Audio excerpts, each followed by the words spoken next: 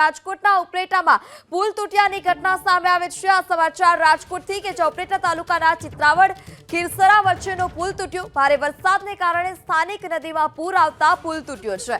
ચિત્રાવડથી 15 થી 20 ગામોને જોડતો આ પુલ અને પુલ તૂટતા જ 15 થી 20 ગામોના લોકોને હાલાકી થશે।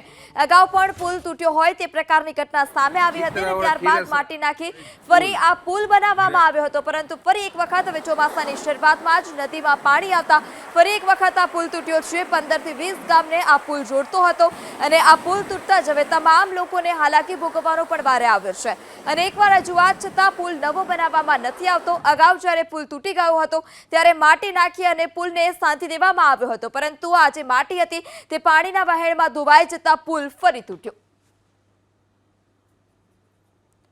સંવાદદાતા નિલેશ મારું ફોન લાઈનથી જોડાઈ ચૂક્યા છે। જે નિલેશ, અગાઉ પણ આ પુલ તૂટ્યો હતો, માટી નાખી અને આ પુલને જોડી દેવામાં આવ્યો હતો, કેટલા લોકોને હાલાકી આ પુલ તૂટતા? જી, ચોક્કસથી જણાવી દઉં કે જે રીતે ઉપલેટા તાલુકામાં જે રીતે આજે સાંજના સમયે છે તે ભારે વરસાદ પડ્યો હતો, જેને લઈને ચિત્રાવડ ગામમાં પણ છે તે ભારે વરસાદ પડ્યો હતો, ત્યારે સ્થાનિક નદીમાં છે તે પૂર આવ્યું હતું અને પૂર આવવાને કારણે આ ચિત્રાવડ અને ખીરસરા વચ્ચેનો પુલ છે તે તૂટી ગયો હતો। ભારે વરસાદને કારણે નદીમાં પૂર આવતા આ પુલ તૂટ્યો હોય તેવું અત્યારે સ્થાનિક લોકોનું કહેવું છે। ત્યારે અનેક વાર છે તે આ રજૂઆત કરવા છતાં પણ પુલ છે તે નવો ન બનાવવામાં આવતા આ પુલને કારણે છે તે આ 15 થી 20 ગામોને જોડતો આ પુલ હોય તેમને અત્યારે પારાવાર મુશ્કેલીનો સામનો કરવો પડી શકે તેમ છે, તેમ સ્થાનિકોનું કહેવું છે। ત્યારે ચિત્રાવડથી જે આ 15 થી 20 ગામોને જોડતો પુલ છે ત્યારે હાલ અત્યારે વાહન વ્યવહાર છે તે ઠપ થઈ ગયો છે। જી નિલેશ, સમગ્ર માહિતી બદલ આભાર। ચિત્રાવડ ગામના સરપંચ નિલેશભાઈ ફોન લાઈનથી જોડાઈ ચૂક્યા છે। જે નિલેશભાઈ, આ પુલ કેટલા સમયથી આ પ્રકારે જર્જરિત હતો અને આપના દ્વારા અગાઉ આ પુલ બનાવવા માટે કોઈ રજૂઆત કરવામાં આવી છે ખરી? હા, રજૂઆત તો કરેલી છે ને મેડમ।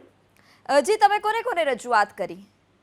અમે અમારા ધારાસભ્યને કરેલી છે, સંસદ સભ્યને કરેલી છે, મુખ્યમંત્રીને આપેલું છે। તો તેઓ દ્વારા આપને શું જવાબ આપવામાં આવ્યો જ્યારે આપે રજૂઆત કરી? એટલે ઈ બધું એનો જવાબ એવો આવેલો છે, ફાઇલ બાઇલ બધું એનું કમ્પ્લીટ થઈ ગયું છે, બરોબર છે। ગાંધીનગર થી હજી પાસ થયું નથી, 12 કરોડ રૂપિયાનો ખર્ચો છે પુલ બનાવવામાં। જી, તો આજે પુલ તૂટતા કેટલા ગામના લોકોને હાલાકી ભોગવવાનો વારો આવશે? એટલે એમ અમારે ઈ જો પોરે તૂટ્યો હતો ને એ લોકો બરોબર આવી ગયા હતા, ઓલી ધૂળ નાખી ગયા હતા, ભૂંગરા ફીટ કરી ગયા હતા, એટલે આ તૂટ્યો છે બરોબર। એટલે નદીમાં વેન રહી જાય એટલે પાછું એ ધૂળ નાખી જાય, ભૂંગરા નાખી જાય। એટલે દર વર્ષે આ જ પ્રકારે આ પુલ તૂટવાની ઘટના સામે આવે છે? આવું તો બેન 2 વર્ષથી થાય છે। આની પેલા તો એ પુલ જે અમારો બેઠો ભાઠો હતો ને એ તો રાજાશાહી વખત નો હતો, પણ એ હવે જૂનો હતો, એ તૂટી ગયો તો શું કરવાનું પછી? બીજું તો એમાં કઈ થાય એમ છે નહીં, પુલ મોટો બનાવે તો મેળ આવે। આજુબાજુના ગામોમાં શું સ્થિતિ છે? કાંઈ સ્થિતિ નહીં, એ તો પછી એકા બીજા ગામમાં એમ વયું જવાય, સમજી ગયા? જી નિલેશભાઈ, તો આ પુલ તૂટ્યો છે તો ગામો સંપર્ક વિહોણા થયા ખરી? ગામો સંપર્ક વિહોણા થયા છે ખરી? 15 થી 20 ગામને જોડતો આ પુલ હતો તો?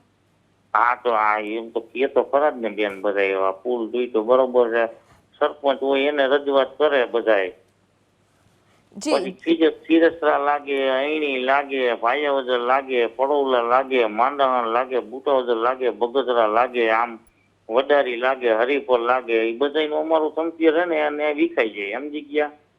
જી જી નિલેશભાઈ, તો આપ ધારાસભ્યને રજૂઆત કરવા ગયા હતા, સાંસદ સભ્યને રજૂઆત કરવા ગયા તો તેમના તરફથી આપને શું જવાબ મળ્યો હતો? હવે લોકસભાની ચૂંટણી હતી ત્યારે મત માંગવા તો આવ્યા હશે, ત્યારે પુલને લઈને રજૂઆત કરી હતી આપે? હા, રજૂઆત અમારી બેન અમે લેખિતમાં બધું દીધું જ છે, બધાની કોપી અમારી પાસે પડી છે, બરોબર છે।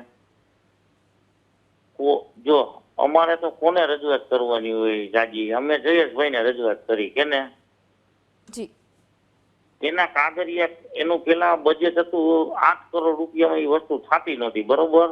જી, પછી એને બજેટ એમાં વધાર્યું એટલે 4 કરોડ રૂપિયા બીજા નાખ્યા, એટલે 12 કરોડ રૂપિયાના ખર્ચે એ પુલ બંધાય। 12 કરોડ રૂપિયાની વસ્તુ હોય તો કઈ પરબરી બેન આજને તો ન થઈ જાય? જી નિલેશભાઈ, પણ આ આજકાલની સમસ્યા તો નથી ને, પુલ છે આ 1.5-2 વર્ષ ત્યાં છે આ પ્રોબ્લેમ। જી જી નિલેશભાઈ, આપ અમારી સાથે જોડાયા તે બદલ આપનો આભાર। તો ઉપલેટામાં જે પુલ તૂટવાની ઘટના સામે આવી છે, સ્થાનિક નદીમાં ઘોડાપૂર આવતા આ પુલ તૂટ્યો હતો. ગત વર્ષે પણ ચોમાસામાં આ જ પ્રકારની સ્થિતિ હતી અને માટી નાખી આ પુલ ફરીથી સાંધી દેવામાં આવ્યો.